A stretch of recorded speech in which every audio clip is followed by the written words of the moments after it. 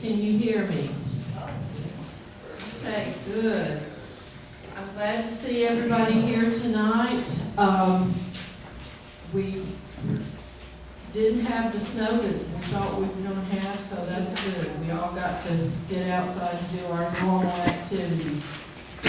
I want to welcome you and let you know that our next meeting will be, I think it's April 11th. I have published the 10th, but that's actually a Sunday night. We're going to meet on Monday night. That's what I put on the card. I know. Y'all change it. So our next meeting will be April 11th, and that will be a topic that has been requested by many people, the history of the Enon Baptist Church. So I hope that you make it then.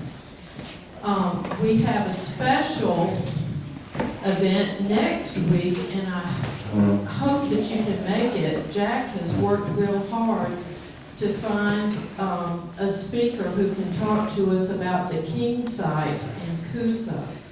And I don't know how many of you were here in the early 80s, I believe. I wasn't here, but it's a very significant archaeological find. And that special event will be here next Thursday night at 6:30, and that's February 3rd. So we hope that you can make it then. And it'll be in the other room, the big room, because we are going to publicize this in the newspaper, on the website, on different Facebook pages, and we hope that we'll have a big crowd next Thursday night. Okay. Who's the archaeologist? Dr. David Hawley, he's the Chieftains of University of Georgia. David what? Dr. Hawley. David Hawley, Hallly. Right. Yeah, that date is not February the 3rd. February. February the 3rd, it's February the 4th. Oh, okay. I'm sorry. February the 4th is Thursday night. Okay. I'm sorry. All right. Do we have any other announcements? Leon Schreiber? Yes, I just want to tell them that the Chieftains Museum, February, starting around 9:15, about 2, they're going to have a special deal on the Textile Trail, Northwest Georgia Textile Trail. And so they're going to have a presentation there, and I'll be one of the presenters last week because I've got all the archives stuff I use for their book and for other displays, as well as some of your stuff here. So on February the 5th, 9:15 at the Chieftains Museum, they'll have a breakfast hike, and then they'll have a lunch. They'll have several speakers and several displays there. So it's all part of our history and all of our heritage. That actually booked that for March 5th. So let's say February 5th? March 5th, I'm sorry, you're right. It's March 5th, I got February on my mind, we were just talking about this, March 5th, I'm sorry, you're right. And so I appreciate this, but anyway, that's something that concerns all of us. Yes, that will be a very interesting meeting too, March 5th at Chieftains. Okay, anything else? We'll have the salute and prayer before I introduce the speaker tonight. And here's our flag, so I'll ask everyone to stand.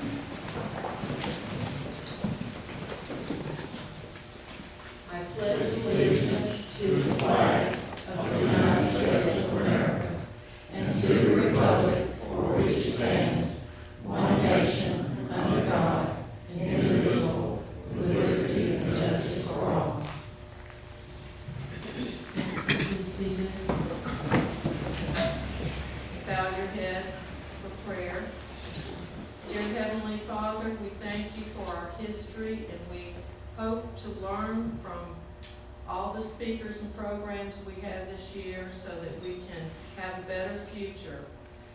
Make us a caring community, one that is always looking out for each other. We ask in your name, amen. Okay, and I'm going to introduce our speaker. Heather Shores actually sings in the choir with me at First Baptist, so I've heard that she's done a great job at Chieftains. She's the executive director there for the past 3 years. She is very qualified. She has a master's degree in history with a focus on public history from the University of West Georgia. She has worked at Dalton State University, Kennesaw State University, Atlanta History Center, and the Booth Western Art Museum. She's a Roman. She's actually from Silver Creek and a graduate of Pepperell High School. So it's great to have her here tonight, and I hope you'll enjoy her presentation. I know you will. Thank you.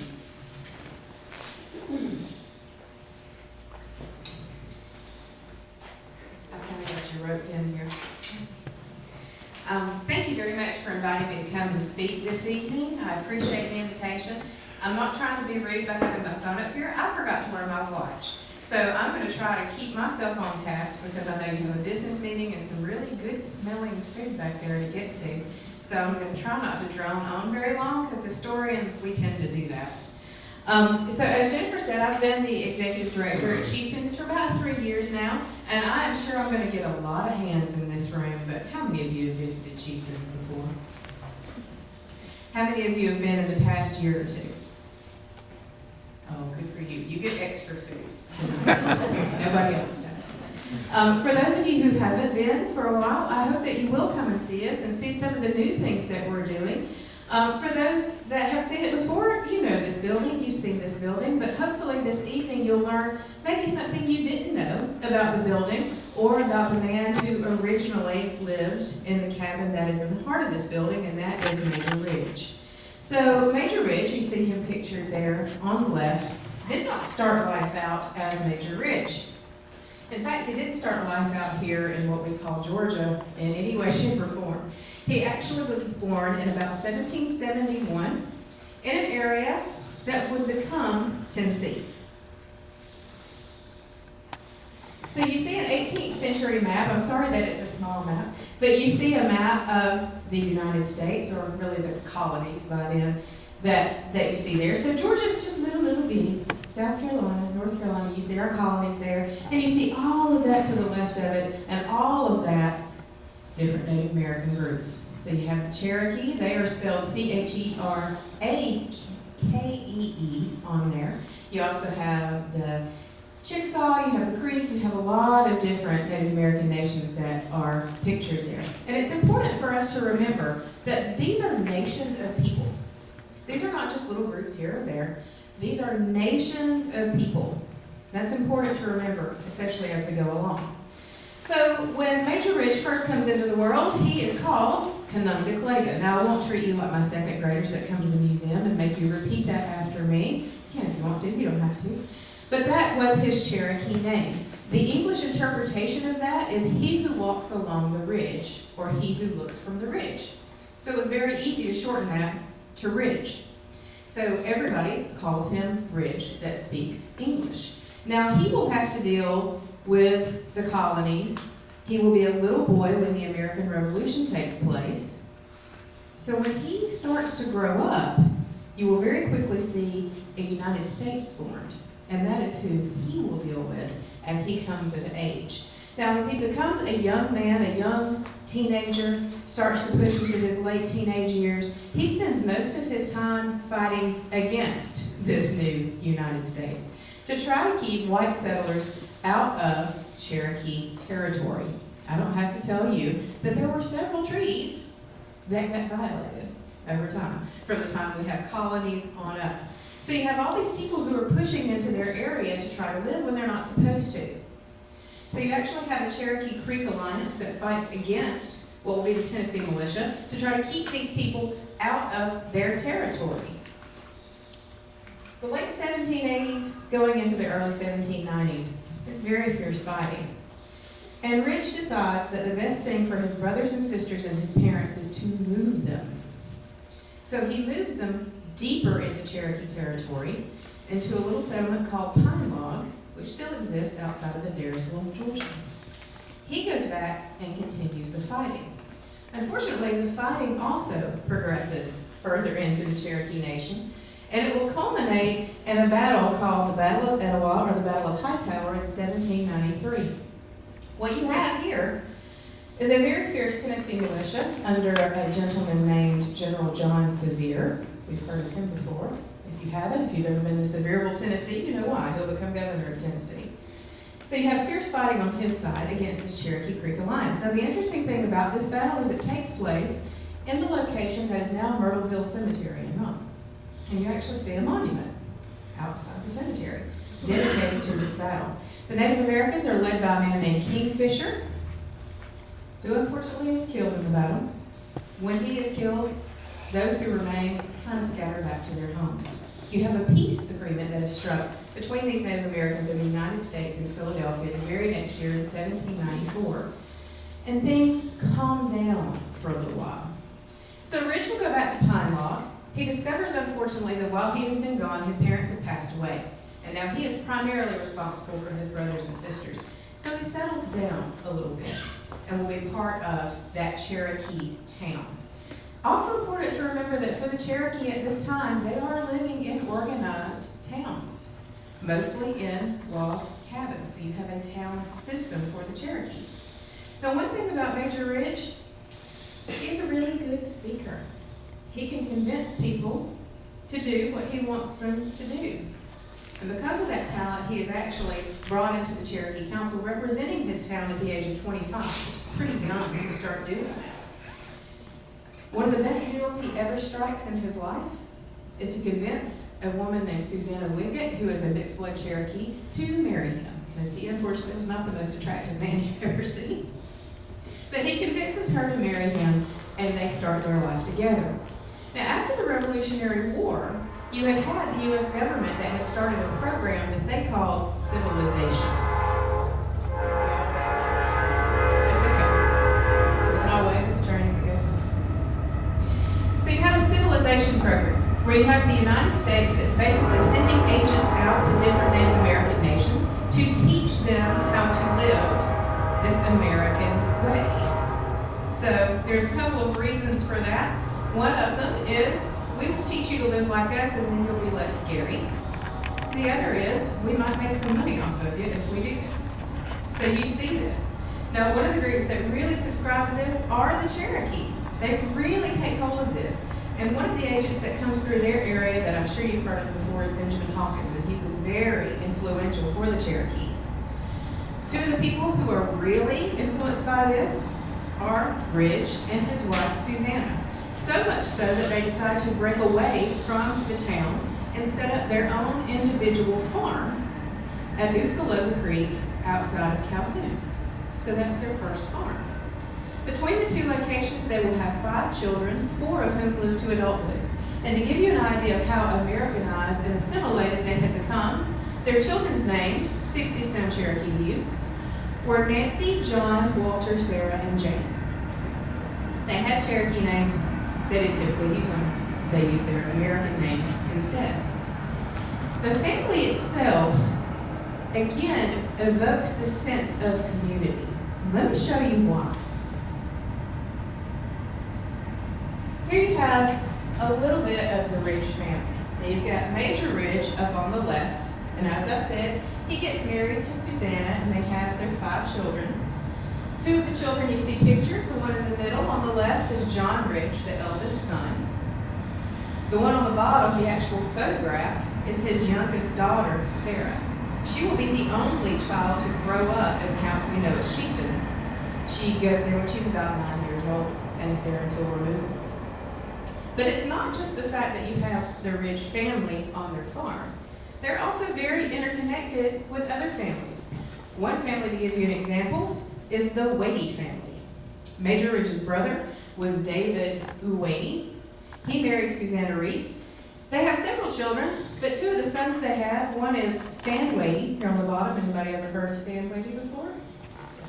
the only Native American general in the Civil War. And the guy above him is his brother, who started life as Buck Wadey, but changed his name to Elias Boudreaux. So this is how interconnected you have this community. Again, think of it as a nation, think of it as a community. Now, Rich continues in his role with the Cherokee government. He is known, again, for his negotiating skills, and that comes in handy when you have the next big war the United States faces that breaks out, which is the War of 1812. And when you think of the War of 1812, most people think of what? What do you think of when you think of the War of 1812? New Orleans, the 1812 Overture, Fort McHenry, Star Spangled Banner. I always think of Washington burning and Dolly Madison running with that portrait of George Washington out of the house. When we think of the War of 1812, those are the things we think of. We don't ever really think about Native Americans. But there was another war that happened at the same time that was connected with this. And that was the Creek War of 1813 and 1814. You had Upper Creek, who lived in the Ohio Valley, that thought the best thing for their people was to get rid of the United States and go back to their native ways. So the easiest way for them to do that was to align with the British in the war. Other Native Americans don't agree with this. The Lower Creek and the Cherokee have become very assimilated by this time. And they decide, hey guys, it's going to be a good thing if we don't side with them and make sure we support the United States. Major Ridge becomes one of the main proponents for the Cherokee joining the United States against these Creek. And he will actually recruit about 500 Cherokee volunteers for that effort. So you will have Ridge go in to fight in the War of 1812. When he starts the war, it's a little hard for him. See, there's a trick with Major Ridge. He never learns to speak English or to write English his entire life. He will always deal in the Cherokee language and have translators when he deals with English-speaking people. That's a disadvantage of it. If you're Cherokee and you go into the War of 1812 or the Creek War, you are awarded rank based on how white you are and how much English you have. He has really neither. So he doesn't start the war as a very high-ranking person. But there is one key battle that really helps him out. That's the Battle of Horseshoe Bend. Battle of Horseshoe Bend in Alabama in 1814 is kind of the signature battle for the Creek War. Pretty much ends the Creek War. At that battle, you have Ridge fighting directly under General Andrew Jackson, and he knows him personally. For his efforts at the battle and for his efforts in recruiting Cherokee, he is then given the rank of Major, and he takes that as his first name. It's a lot more American to have two names than just one. So instead of being Ridge, he'll be Major Ridge from then on out for the rest of his life. Once this war is over, Ridge goes back home. He not only has money as a planter and a farmer, but he earns money helping negotiate the treaty with the Creek, with the United States, where he takes a really big cut. And he will decide that he needs a bigger farm. And with his money, he will come to the site where we see Chieftains today. But it didn't look the way it looks today. It looked like this. In 1819, he comes to the property. Now, we don't know for certain if there was already a structure there, or if he built the structure that originated there. The National Park Service would have to take off hunks of the house in order to tell, so we've advised them not to do that right now. But we do know in either case that in 1819, when he came to the property with his family, he lived in a 2-story log cabin, probably a dog trot cabin, there on the property. On his property, he has a lot of different things. He has a plantation of over 200 acres of land. He is principally a farmer of corn and wheat. Those are his commercial crops. But he has other things on the property, like over 1,000 fruit trees in his orchard, including peaches and cherries, apples and quince. He also has his own vineyard, his ornamental shrubbery garden, all of his outbuildings, including 2 outdoor kitchens, his barns, his stables, you name it. And like a lot of Cherokee, he doesn't work the land by himself. He is also a slave owner. He has between 15 and 30 slaves on the property at any one time, that are African American and Native American from other tribes. It's an old prisoner of war system married with a new American economic system that he has in place there. He also has 2 businesses in addition to his farm.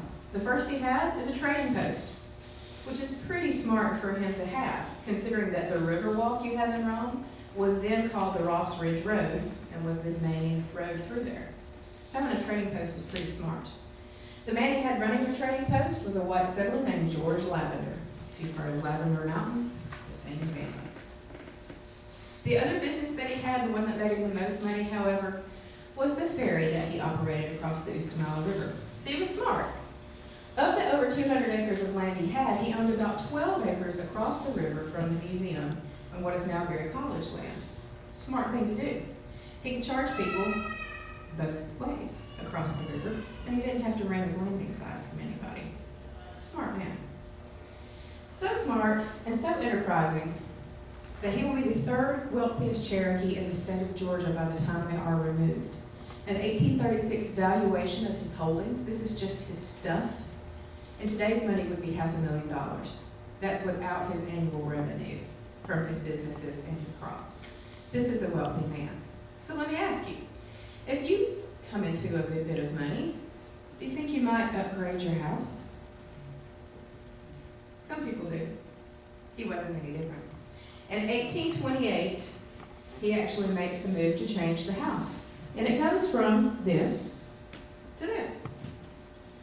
There's actually a builder from New York traveling through the Cherokee territory. He will build everything from furniture to cabinets to houses and house additions for you. He is hired to come to the Chieftains' property and add on to the home that is there. So they add on a whole wing. Kind of see the wing jutting out here in this right-hand picture. They put double porches on it. The part that faces the river, they put a stoop there so you can watch everything that's going on. They put a new staircase inside. If it was a dog trot, you probably had a staircase in one of the sides of the rooms before. Now you have a central hallway with a staircase. That's the same staircase we still use today. It holds me every morning, thank goodness. He also does something different. It's not fashionable to have a log cabin anymore, so he covers all those logs up with weatherboard and paints it white. So it looks like a white farmhouse that sits there. So he's living pretty high on the hog.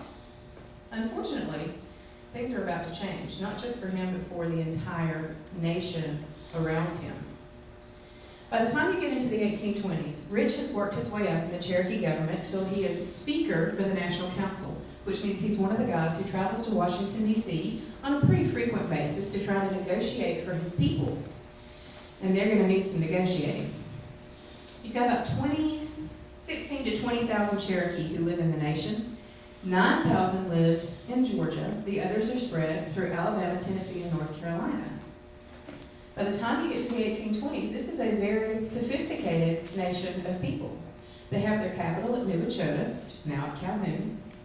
They have their own constitution, modeled after the U.S. Constitution, their own court system, modeled after the U.S. court system, their own newspaper, the Cherokee Phoenix, the first Native American newspaper in the United States that was printed in Cherokee and English. So you actually have a higher literacy rate among the Cherokee than all the Americans who live around them at the time. This whole idea of civilization, well, they've done it. There's just one problem. They've done it too darn well. Now you have an organized nation within a nation that wants to spread out and wants that land. Nobody wants the land more than the state of Georgia. The state of Georgia wanted the Cherokee gone when they signed the Georgia Compact in 1802 with Thomas Jefferson. Thomas Jefferson said, I will civilize these people, and when the time is right, I will move them off this land. And then he passed the buck on down the line. In 1828, there's a lot of pressure that starts to grow from this because they find one little thing up in Dahlonega. Guess what that is? Gold. Gold, exactly. They find some gold in northeast Georgia. Now there's a lot of pressure to get these people off the land. And even though all the Cherokee don't live in Georgia, other states look to Georgia as the model for kind of how to handle these people. The bulk of the nation lives here and the capital is here. The state of Georgia starts to pass all these different laws against what the Cherokee can and cannot do. For example, if you find gold on your property, you can't keep it, it doesn't belong to you. If you're a Cherokee person, you cannot testify against a white person in court, even in a case of murder. If you're going to be a white person living in the Cherokee Nation, then you have to sign an oath of allegiance to the state of the United States. All of these different things. So what do? Well, you can try appealing to the federal government. Unfortunately, in 1830, the federal government signs the Indian Removal Act that states every Native American east of the Mississippi River has to go west, whether they like it or not, Cherokee included. Different tribes handle things in different ways. The Cherokee, in order to make their argument, particularly against the state of Georgia, in their very civilized manner, use a court case. There are 11 missionaries in the Cherokee Nation living in Georgia that are arrested by Georgia officials because they didn't sign that oath of allegiance. Sorry, I'm getting tongue-tied really bad. They are all sentenced to 4 years hard labor for not signing this oath. None of them say, we'll go ahead and sign it. 2 hold out. That's Eliza Butler and Samuel Wooster. They refuse to sign it, and they become the basis, working with the Cherokee, of this court case that goes all the way to the U.S. Supreme Court. The argument being this was not a legal arrest because you were in our nation, not the United States, when you made this arrest. Pretty smart argument. They end up winning the decision from the Supreme Court in 1831. The decision says, you are a federally recognized nation that negotiates with the United States, and you don't have to worry about what the state of Georgia does. So they should have been fine. There's just one problem. The Supreme Court can't enforce anything without the other branches of government. The other branches of government refuse to enforce the ruling. So the Cherokee are kind of left at the mercy of Georgia. After that, Georgia says, you know what? We're going to take this land as quickly as we possibly can. And the quickest way to do that was to have a land lottery. You had several land lotteries in the state of Georgia in the 19th century, in 1831 and 32. You have the Cherokee Land Lottery, which is why we're all sitting here today. It's not the Cherokee Nation. So everything is divided up and given away to qualified Georgia residents.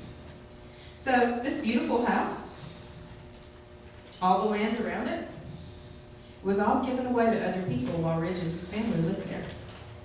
This happened to every Cherokee in the nation in what is now North Georgia. Now, most Cherokee don't live the way he lives. He's a very wealthy man.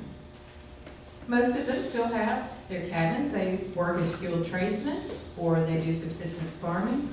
Doesn't matter. It all gets taken. So what are you to do as a nation? How are you to handle this? And it takes a while. It takes a few years. And it's very, very complicated, which I won't get into. But basically what you have are two sides that form. You have one side called the National Party. It is led by this man, Chief John Ross, who is the elected chief of the Cherokee at this time, who incidentally lived in what is now downtown Rome, where the rivers meet, from 1827 to 1833. He knows you have to negotiate with the government. He actually tells the U.S. government, you know what, we will sell you our land if you pay us $30 million. They don't bite. He's going to try to keep as much of the land as he can in the East. The other side of the argument is the Treaty Party. The Treaty Party is led by none other than Major Ridge, along with his eldest son, John, and his nephew, Elias Boudinot, who by this time is editor of the Cherokee Phoenix newspaper. They think the best thing for their people is to strike the best deal they can with the United States and move. Let's go as a group to the west, to Indian Territory, Oklahoma, and we'll be away from the United States and can live as a nation there. The Treaty Party meets in the house that is now Chieftains several times before they go on to sign the Treaty of New Echota at New Echota in 1835.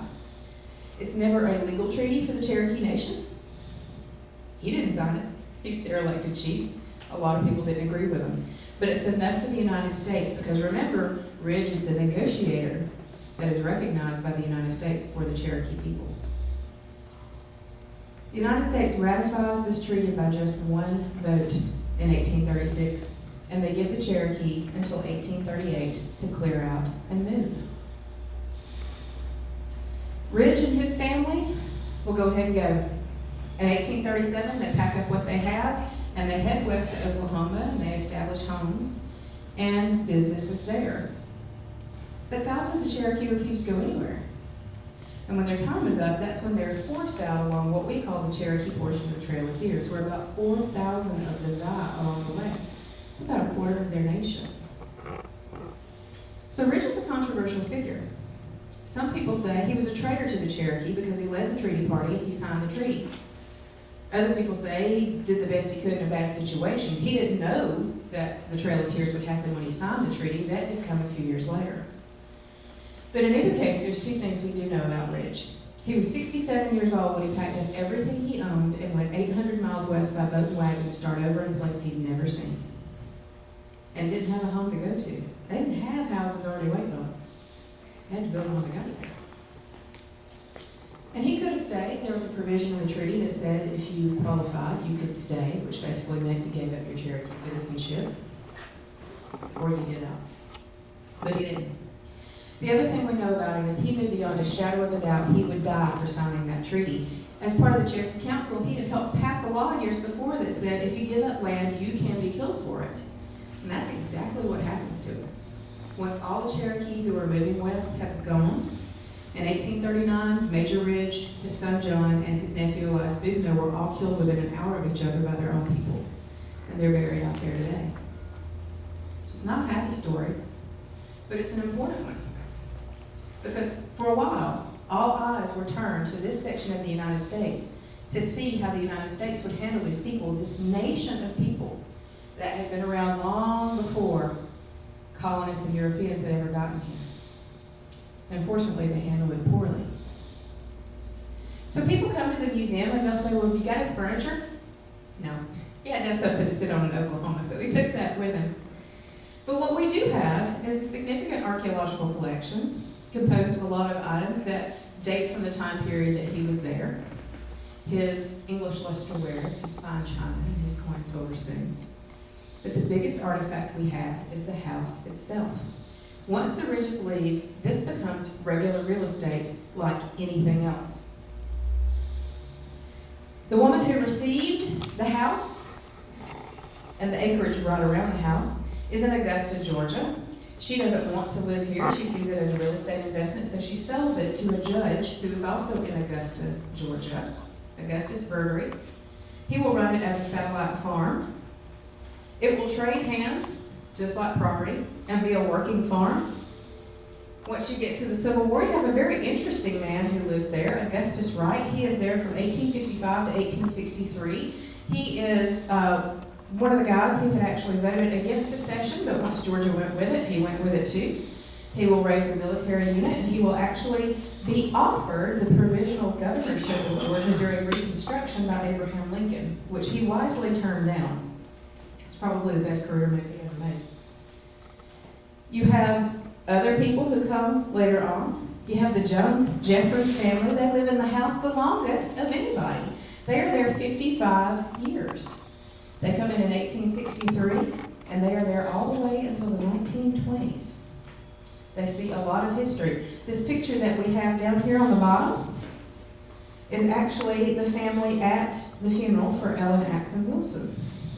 As you can see, they also made some changes to the house. They moved the door around to the front.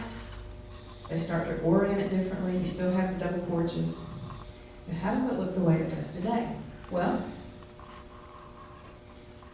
you have the Porter family come in 1922 and 1923, and they decide to update this old house. They add the two wings on either side that have the arched windows, and they give it this colonial revival front that you see. That front door would not have even been there when Ridge lived there. It would have been where our hallway is today. Once the Porters have been there, they actually move along, and it becomes part of American Chatillion, Tubies, and Celanese. It's all of that. You have to squint to see it. I've tried to do a little breakout down here. You've got the Mill Village and then the house down there. But from 1928, 1929 up until about 1968, you have control of the house by the Mill Village, and it is used as the supervisor's home. So people actually live in this house as a home from 1819 all the way till 1968. It's a lot of folks and a lot of history. In 1968, the Junior Service League of Rome acquires the museum, the 2 brick buildings beside it, and the 7 acres of property that we have. They decide that it needs to become a museum. And it opened as a museum in 1971. So it's got a lot of history. In a couple of years, it will be 200 years worth of history that it has seen here in our community. But one of the most fascinating things about it is whoever came after never tore down what was there. They just kept building around it. So the original cabin is still inside our walls and ceilings, and you can see it when you come into the museum. We like to call ourselves a house and a house and a house, with a lot of history there. So when you come to see us today, you'll see some new things. We have some new exhibits. We talk about the whole history of the house. We have the Hawes Cherokee Mission School, where it's an art interactive area. We're planning a demonstration garden out front that will have native plants and historic plants. But at the heart of the home is still that Cherokee log cabin. So remember that when you come, and truly know that you are a part of local history. It's been a witness and a sentinel for us for almost 200 years. Thank you.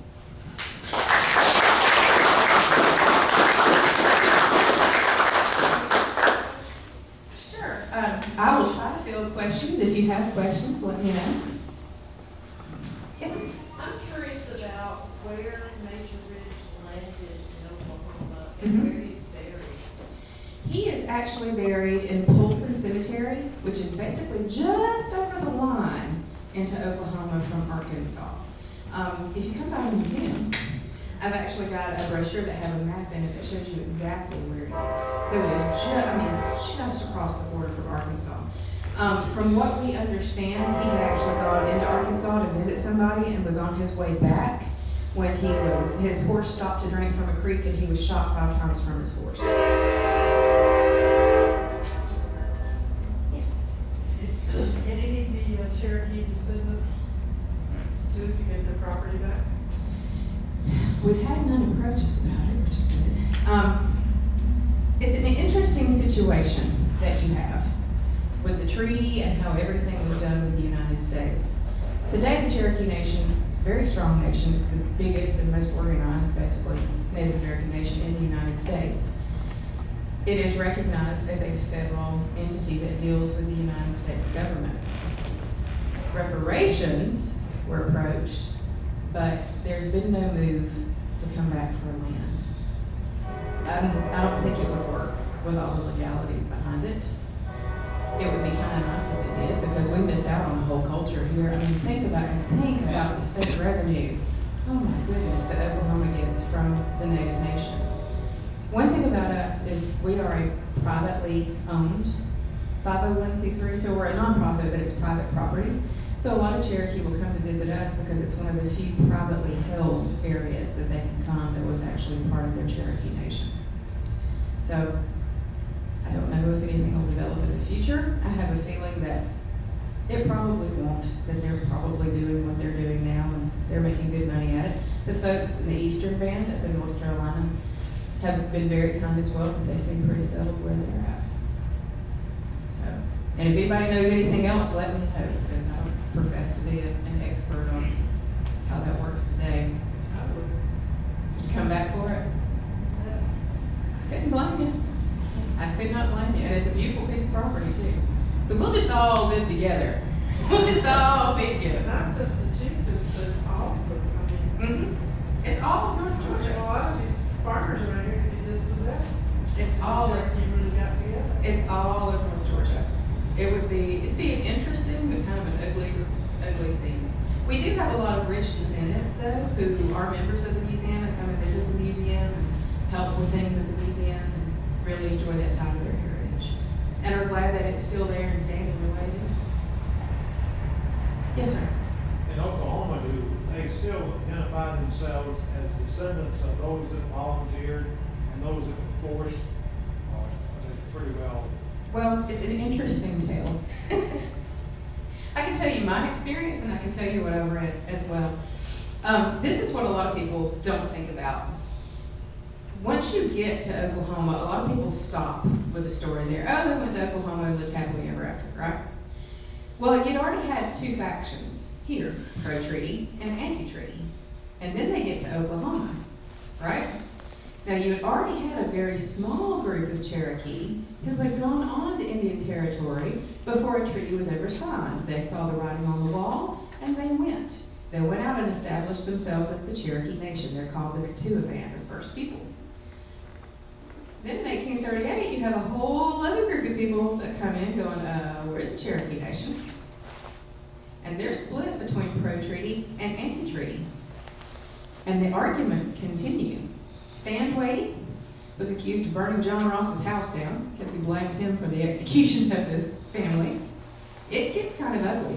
So much so, and then of course you have the murders as well, so much so that in 1846 the three groups have to sign a treaty amongst themselves to get along and have a nation. Without that, you could forget it. Now, for a long time, it was not considered cachet to have a Native American ancestor. It was frowned upon in much of the 20th century, the early 20th century. That started to change when you get into the 1970s. And then you have people who start to become proud of their Native heritage.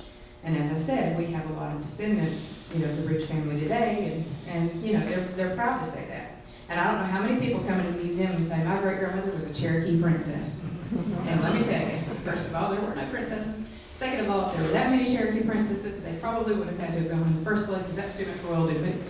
But what we have also today is an interesting situation dealing with the Cherokee Nation as the major rich hunk. Sometimes they don't like us so much because he was leader of the Treaty Party. If you go to the Cherokee Nation webpage in Oklahoma, they don't really mention him much in their history, really. So there's still that kind of stigma for Treaty Party signers as those who gave up the land. That still kind of holds true in some respects. We get along with them fine, but you always kind of feel in the corner a bit when you go to some of those meetings. The Eastern men, they're fine. In Oklahoma, it's a different treatment. I understand now in Oklahoma, if you're going to run for public office and you claim to be Cherokee, you better darn well be able to prove it. Indeed, indeed. You have to go, it is a blood percentage now, which is another interesting thing. About 10 or 12 years ago, you had, if you were a slave owner, and when you were removed, you took your slaves with you. That's what a lot of people don't think about. They don't think about a lot of slaves being on the Trail of Tears, but they were there. Well, once you have emancipation, you have all of these people who now live among Native nations. So you do have intermarriage, you have freedmen who live in the Cherokee Nation, and for several years, their descendants were given the same rights as Cherokee Nation citizens. You didn't have to be Cherokee if you were descended from one of the slaves that was held, or one of the freedmen who lived there. About 12 years ago, they changed that. So you had to be a certain percentage blood of Cherokee traced back to get those federal benefits, and it cut several thousand people from that, which was a big controversy in their nation. So yeah, you better be able to prove it. Better be able to prove it. Any other questions? Yes, sir. Was that this role that was kept of people who claimed Cherokee heritage? Well, from which year? This would have been from the early 1900s. Well, I mean, you have a lot of Cherokee census, of course, early on, so that the United States can chart how many people there are and how many people they're going to remove. Later, it becomes more of a matter, from my understanding, if somebody else knows more about the roles, let me know. It becomes more in later years about how to trace for your federal benefits instead of necessarily charting your descendants, or your ancestors, rather. That's my understanding. Could you give us a little history how we ended up with a Western band and an Eastern band? Certainly. What you have with the Western Band, or the folks who are in Oklahoma, the Kituah Band and the Cherokee Nation as they call themselves, Those are the people who either went early or were removed along the Trail of Tears. What you have in the Eastern Band is an interesting mix of people. In the provisions of the treaty, you could stay if you qualified and basically gave up your Cherokee citizenship. Well, not a lot of people want to do that. So you have a situation where you have a lot of people in North Carolina who hide in the mountains. They hide out. And nobody's going in there to find them. It's kind of like the Seminole and the Okefenokee. Nobody's going, yeah, they're gone. We're not going in there. So you have them hiding. If you were a Cherokee woman, you could also stay if you had married into a white family. So that makes another provision. And if you had a white friend or family member who owned the land, they could allow you to live on it. So you also have the situation in North Carolina where this one man has a lot of land and allows about 200 Cherokee to live there on his land. So from those groups form the Eastern Band that you see in Cherokee, North Carolina. Any other questions? Along the river, where exactly was the ferry landed? If you are at the house, which, you know, we're there on the Ustinala, if you go down to the river walk and you walk just a few, maybe 30 or 40 feet to the left, you can actually see the old ferry bed and landing site. It actually was a ferry for a long time after Ridge was gone. So you can still see where that was. And at Oak Hill, you know, Oak Hill's just across the river from us, and we've said that if we can't do the ferry, we should do a zip line to get people back in. Any other questions? Thank you for putting up with me. I know I've run you over just a little bit from that, and I don't want to keep you from getting to your food. But I do hope that you will come and see me at the museum, and if you have more information, give me information, and we find more information together. It all just improves and enhances the story that we tell. So thank you.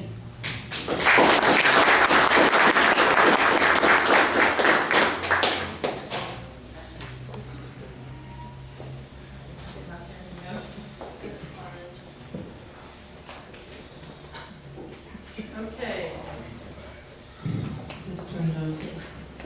This is my favorite time of year, my favorite meeting, because this is our annual meeting. This helps us function as an organization. We get to review what we've done, what we want to do in the next year, and here's some of the details of how we got there. So we're going to try to keep this meeting as short as possible, but I think you'll enjoy hearing the information that's going to be presented. Okay, I'd like to call the 2016 Waters District Council for Historical Preservation Annual Business Meeting to order. Secretary, could you read the minutes from last January 2015? I had it right here on top, and now I can't find it. Okay. Would you like the microphone? Try to talk loud. And Barbara Ramsey is our secretary. After the minutes, we'll have the treasury report and the budget. Then we'll have the nominating committee report. I'll close with the president's report and any other business that needs to be discussed. Okay, this is a pretty long one. The meeting was brought to order by President Jennifer Kearns. Jack Dickey was appointed parliamentarian by the Board of Trustees chairperson Jennifer Kearns. Nominations for trustees were presented by Steve Sluder. They are Don and Gina Gaines, Elaine Robbins, Pat Bailey, Donna Benson, Margaret Flowers, Sylvia Johnston, Jeanette Treadaway, Leonard White, Barbara Ramsey, Leon Scheidler. Nominations for secretary were seconded by Bucky Jones. Motion was carried. Nomination by Steve Sluder for Board of Trustees Secretary, Barbara Ramsey. The nomination was seconded by Bucky Jones with the motion carried. Steve Sluder nominated Sylvia Johnston to be the third at-large executive committee member. That nomination was seconded by Chuck King, with the motion carried. A motion by Jennifer Kearns to create an archivist committee was seconded by Elaine Robbins, with the motion carried. Jennifer Kearns made a motion to authorize membership to ask Floyd County Board of Commissioners to return archives removed from the scout cabin during refurbishing. That was seconded by Johnny Davis, with the motion carried. The treasurer report was given by Donna Benson. The executive committee report was given by Elaine Robbins. The president's report was presented by Jennifer Kearns. In other business, Elaine Robbins brought a proposed book by a West Georgia textile trail to highlight North Georgia mills and the opportunity to print an article from Wharf and Wolf publication. The president thanked the members for their help with refreshments and logging in members at each meeting. The meeting was adjourned by the president with an invitation to enjoy the refreshments. Respectfully submitted, Barbara Ramsey, Secretary. Thank you, Barbara.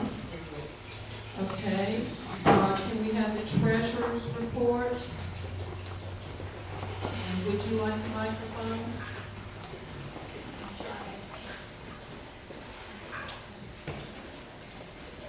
Donna Benson is our treasurer, and she's passing out the report.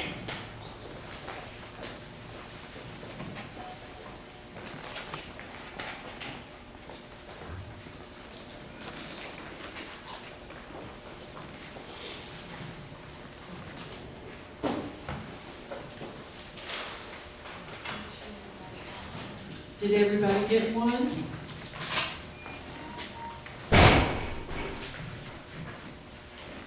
Treasury report for year ending 2015. Beginning balance was $2,521.49. Donation for 2015 was $890. The 2015 corporation annual registration was $30. Office supplies total was $78.61. And the Memorial Day expenses was $591.39.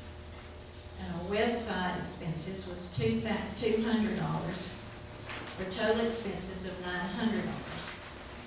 Other expenses are $387.65, for total expenses of $1,287.65, leaving a balance for $2,223.84. And on the second page that I gave out,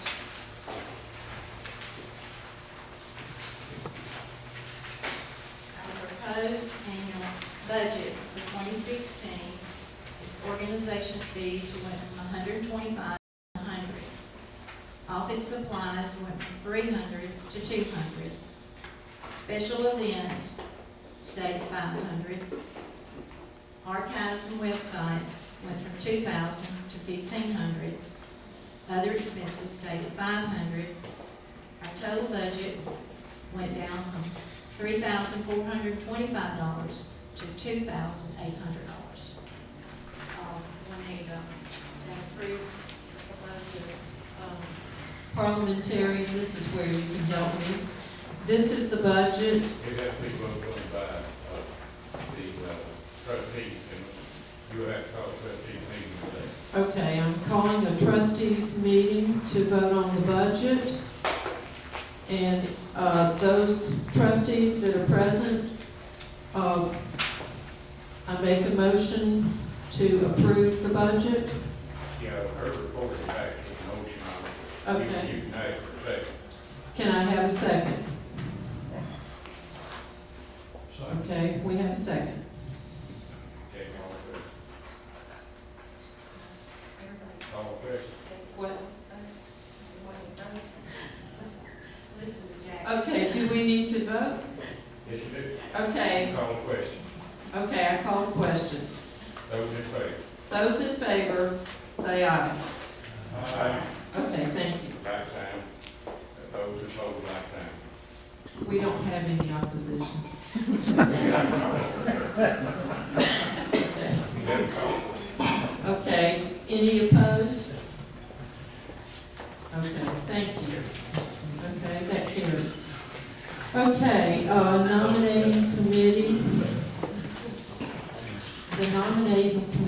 been working to find trustees for the next year.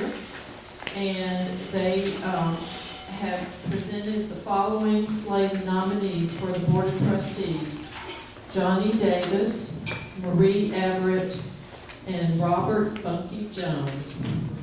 So, are there any other nominations from the floor for a three-term trustee position? Okay, I don't see any. Robert? All right, these three have been presented. Do I need? Yeah, just, we need to make a motion to vote on these three. So, all in favor of these three people for a trustee, say. Get motion first. I'll make a motion. Okay, Jack makes the motion. And I hear a second. Okay. All in favor, say aye. Motion carried. I got to go.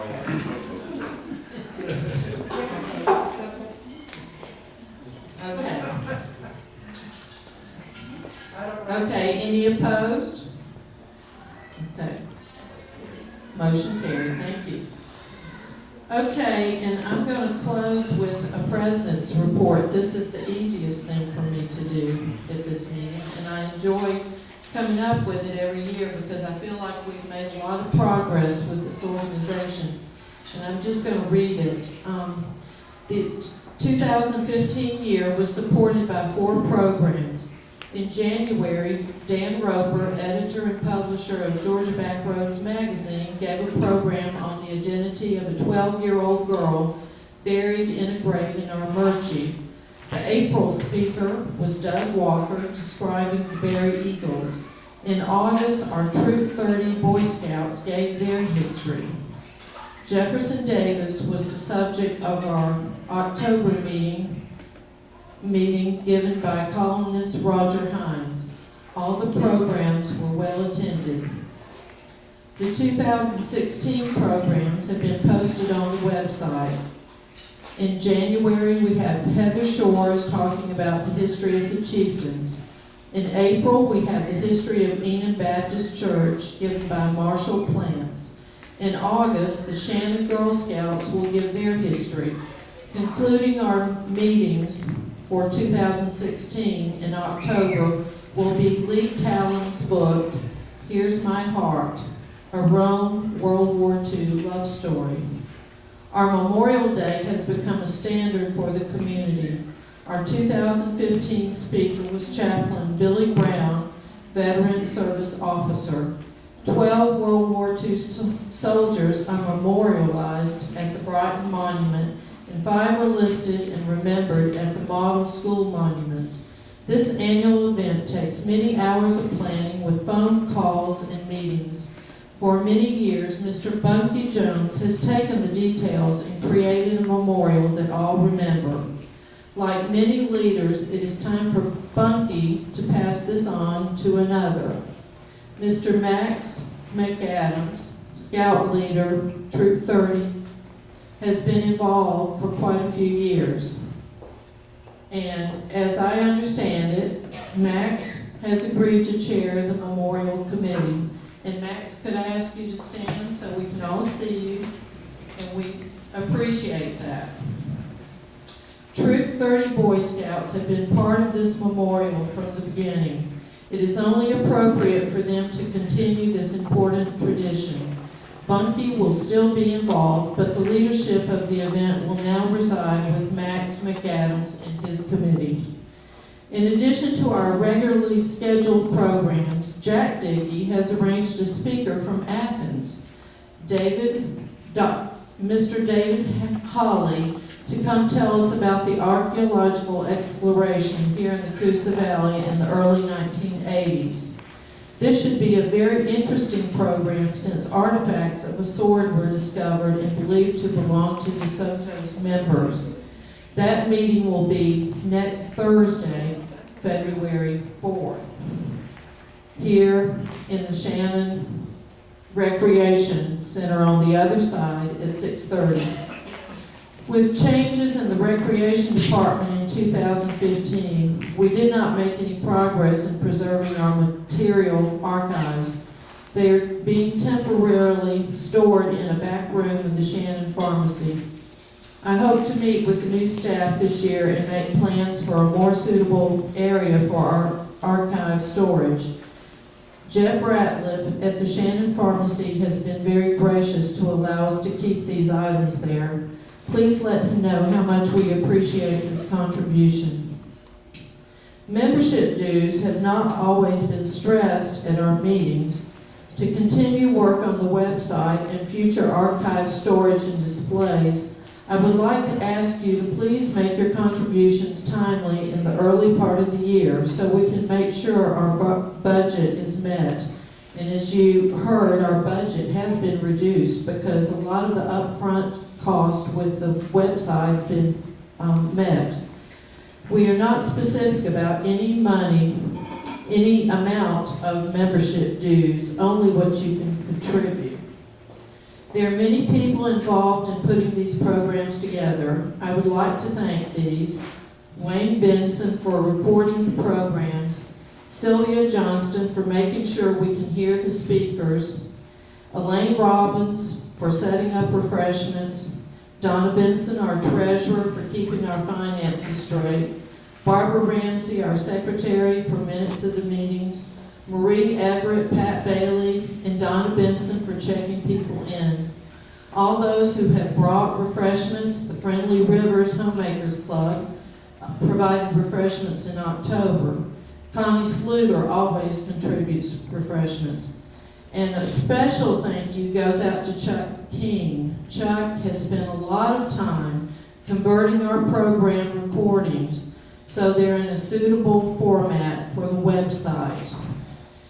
Our historical programs are an important part of the website.